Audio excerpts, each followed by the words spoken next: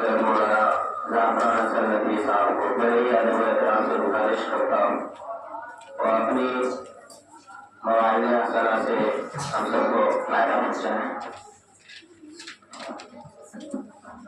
بسم اللہ الرحمن الرحیم، نحمده ونصلي على رسوله الكريم، اما بعد، قال الله تبارك وتعالى في القرآن الكريم: أعوذ بالله من الشيطان الرجيم، وتلك الأيام نداولها بين الناس۔ جامعہ حفصہ کے اساتذہ کرام اور تشریف فرما مہمانان اعزام اور یہاں زیر تعلیم عزیز طلباء و طالبات، آج کا یہ پروگرام صرف ایک پروگرام نہیں ہے، 15 اگست کی تاریخ صرف ایک تاریخ نہیں ہے، بلکہ یہاں کے مسلمانوں کی پوری تاریخ کی ایک تاریخ ہے۔ یہاں کے رہنے والوں کی جو تاریخ رہی ہے اس تاریخ کی پوری ایک تاریخ ہے 15 تاریخ۔ اس کو معمولی نہ سمجھیں اور اس کو نظر انداز نہ کریں، چاہے کوئی غلام ہو چاہے کوئی آزاد ہو، ہر ایک کے لیے تاریخ انتہائی اہم ہے۔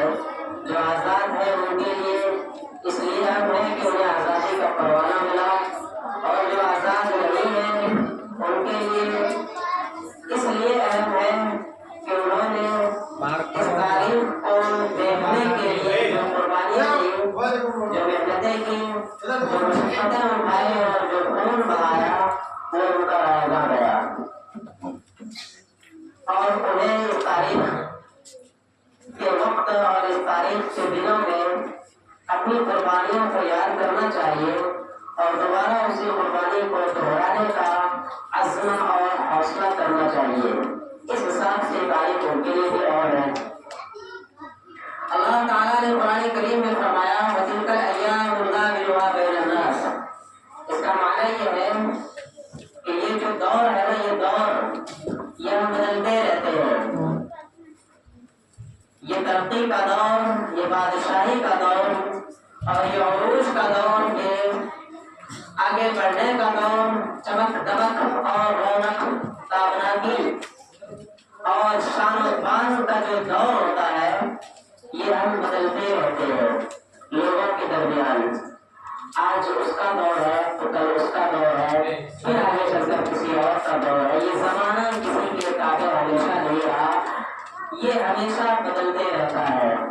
ایک وقت وہ تھا کہ جب زمانہ ہمارے تابع تھا اور پوری تاریخ ہم لکھ رہے تھے، اچھے اور برے کا فیصلہ ہم کرتے تھے، پورے ملک پر، پورے ہندوستان پر نگرانی ہماری ہوا کرتی تھی، رہبری اور قیادت پوری دنیا میں ہماری ہوا کرتی تھی۔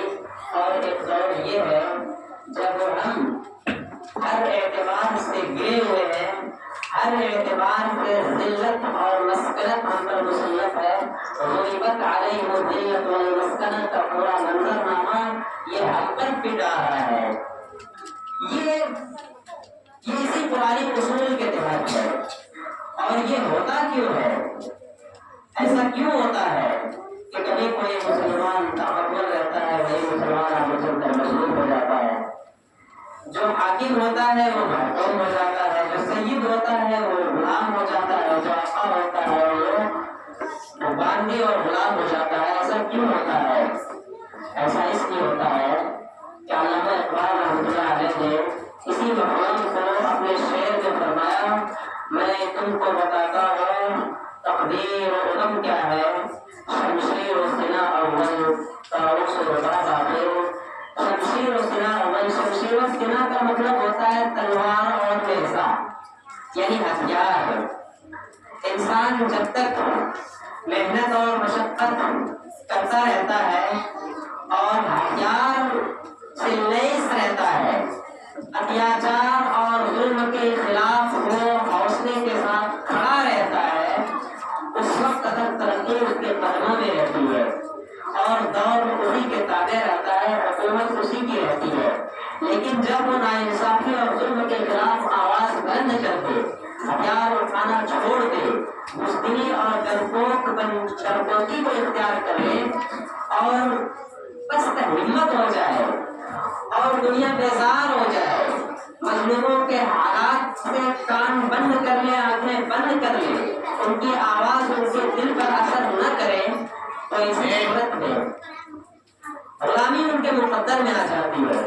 اسی طرح سے طاؤس و رباب آخر کا مطلب ہوتا ہے کہ جب شروع میں تو بڑی قربانی دیتے ہیں، لیکن لاسٹ میں 1 صدی گزرنے کے بعد، 2 صدی گزرنے کے بعد، 400 سال گزرنے کے بعد دھیرے دھیرے ان کے اندر عیاشی آتی ہے، گانا بجانا آتا ہے، جشن آتا ہے، اور خوشی اور صرف جشن اور میلہ لگانے اور بلا وجہ کے منورنجن اور انجوائے کرنے کا مزاج ان کے اندر پیدا ہو جاتا ہے۔ طاؤس اور رباب کا مطلب ہوتا ہے باجا بجانا، ڈھول، یہ سب ان سب میں آتا ہے طاؤس اور رباب۔ یہ ان کا پیشہ بن جاتا ہے اور یہی ان کا مشغلہ رہتا ہے، تو اس وقت یہ غلامی ان کے مقدر میں آتی ہے۔ دوسری وجہ جو بتائی وہ یہ ہے، سبب کچھ اور ہے جسے تو خود سمجھتا ہے، سوال بندے مغل کا بے سری سے نہیں، غریبی سے سوال نہیں آتا ہے، چپل ٹوٹی پہنی رہے اس سے مسلمانوں کا سوال نہیں آتا ہے، پھٹا کپڑا بدن پہ ہو اس سے سوال نہیں آتا ہے، سوکھی روٹی کھا رہا ہو اس سے سوال نہیں آتا ہے۔ اگر زندگی بڑی سادی ہے، روٹی سوکھی ہے، اس سے وہ غلام نہیں بنتا ہے۔ غلام کب بنتا ہے؟ زوال بندے مومن کا بے سری سے نہیں، غلام کب بنتا ہے؟ جب اس کے اندر حوصلہ ختم ہوتا ہے، جب اس کے اندر ایمانی غیرت مر جاتی ہے، جب اس کے اندر شجاعت و بہادری کا جذبہ مر جاتا ہے، جب اس کے دلوں میں اور دماغ پر بے طاری ہو جاتی ہے، تب غلامی آتی ہے۔ یہی کچھ ہم لوگوں کے ساتھ ہوا، تب جا کر انگریز ہندوستان پر قابض ہوئے اور ہم سب کو غلام بنایا، اور اس غلام بننے کے چکر میں اور اس سے آزادی حاصل کرنے کے چکر میں یہ ملک کسی اور کے ہاتھوں میں چلا گیا۔ آج ہم کہتے ہیں ہم آزاد ہیں، اور 15 اگست زندہ باد، 26 جنوری زندہ باد، یہ زندہ باد، یوم جمہوریہ اور یہ اور وہ دنیا بھر کی خوشی جو مناتے ہیں، یہ ڈھونگ اور دھوکہ ہے۔ حقیقت یہ ہے کہ ہم انگریزوں کے دور سے بھی زیادہ بدترین دور میں جی رہے ہیں، بدترین دور میں۔ انگریزوں کے دور میں اتنی آزادی تھی کہ مسلمان اپنے معاملے کو اپنے ہینڈل کر لیتے تھے، عدالت میں جانا پڑتا تھا، کوئی کسی بھی طرح کا کیس ہو، دارالفتا میں اس کا فیصلہ ہوتا تھا، اور قاضی جو بھی آرڈر دیتے تھے اس کو نافذ کیا جاتا تھا۔ یہ انگریزوں کے دور میں تھا۔ انگریزوں کے دور میں اماموں کو تنہا ملا کرتی تھی، مدارس کو نہیں چھیڑا جاتا تھا، پرسنل لائف کو نہیں چھیڑا جاتا تھا، مسلمانوں کے ذاتی معاملات میں دخل اندازی نہیں کی جاتی تھی۔ مسلمان جیسے دکھے لیکن وہ ایک طرح سے کہیں بھی رہتے تھے وہ مطمئن رہتے تھے، اپنی تہذیب، اپنی ثقافت اور اپنے کلچر کے ساتھ جیتے تھے۔ ان کے کلچر میں کسی کا دباؤ نہیں ہوا کرتا تھا، ان کی اپنی روایات تھی۔ اور ایک یہ دور ہے جس میں ہر چیز میں غیروں سے پیدا ہو، ہر چیز کے اعتبار سے ہم دوسروں کے محکوم ہیں۔ ہم تو اتنا بھی نہیں کر سکتے ہیں کہ اگر ہم شہر میں کہیں اجنبی شہر میں چلے جائیں تو ہمیں اتنا بھی اطمینان نہیں ہے کہ ہم زندہ بچ بھی سکیں گے نہیں سکیں گے۔ اگر ہم ٹرین میں جا رہے ہیں تو ہمیں یہ بھی اطمینان نہیں کہ ہم تک کا گولی لگ جائے، کبھی پی ٹی ہم کو کہیں دھکا مار کے لگے آگے۔ یہ حالات ہو چکے ہیں۔ اور اجتماعی طور پر اگر دیکھا جائے تو سارے قوانین ہمارے کینسل کیے جا رہے ہیں، ہمارے ذاتی معاملات میں زبردستی کی مخالفت ہو رہی ہے، نیا نیا بل روزانہ آ رہا ہے، نیا نیا قانون روزانہ آ رہا ہے، کبھی ناسک آتا ہے، 10 طرح کے سلامت آتا ہے، کبھی عورتوں کے تعلق سے آتا ہے، کبھی شادی بیاہ کے تعلق سے آتا ہے، کبھی اولاد اور بچوں کے تعلق سے آتا ہے، کبھی ایجوکیشن اور تعلیم کے تعلق سے آتا ہے، کبھی مدرسے کے تعلق سے آتا ہے، اور اب تو وقت بورڈ یہ نیا قانون جو سب پر منظور ہے، یہ خطرناک قانون ہے، یہ ناسک کے طور ہے۔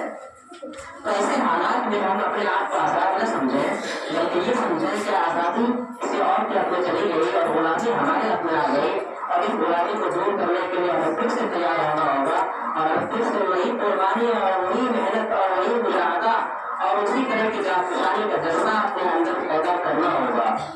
یہی پیغام ہے 15 اگست کا، اور یہی پیغام ہونا چاہیے 26 جنوری کا بھی، اور یہی پیغام ہم مدرسے کو دینا چاہیے، ہر مسلمان کو اپنے دل میں بتانا چاہیے، یہاں کے اشعری کو سمجھنا چاہیے کہ جو گنڈا گردی والے مثال کے لوگ ہیں اور جو فرقہ پرست لوگ ہیں، جو طاغوتی ہیں، جو شیطان کے ایجنٹ ہیں، جو شیطان اور ابلیس کی اولاد ہیں، اور جو اس ملک کے دشمن ہیں، ان سب کو مزہ چکھانے کے لیے اور ان سب کو سدھارنے کے لیے ہمارے کو تیار رہنا چاہیے۔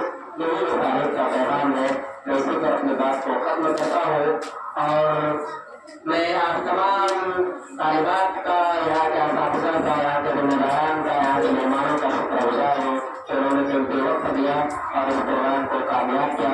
اللہ تعالیٰ ان لوگوں کو بھی برکت دے جنہوں نے حصہ لیا، اور ان لوگوں کو بھی حوصلہ اور ہمت دے آئندہ حصہ لینے کی جنہوں نے حصہ نہیں لیا، اور زبردست طریقے سے محنت کرنے کی توفیق عطا فرمائے۔ آمین ثم آمین۔